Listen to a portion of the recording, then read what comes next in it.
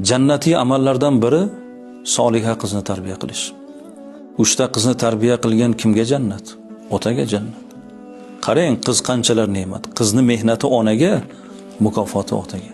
Shuning uchun ulug'lar aytadiki, eng ko'p mehrni qiz otadan ko'rsin. Dunyoda nima yaxshi so'z bo'lsa azizlar, qizingizni sha'niga gapiring. Meni qizim dunyoda eng chiroyli qiz deng.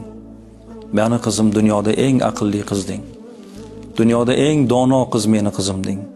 Oy qizim, gul qizim deb qizlarimizga yuksak mehr taftini beradigan ota bo'lish kerak. Rasul akram alayhissalom Fatima mening qalbimni bir parchasi deganlar. Kim uni xafa qilsa, men xafa bo'laman.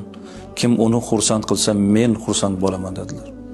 E'tibor bering, payg'ambarning xursandchiligi qizini xursandchiligiga bog'liq ekan. Payg'ambarning xafachiligi qizini xafachiligiga bog'liq ekan.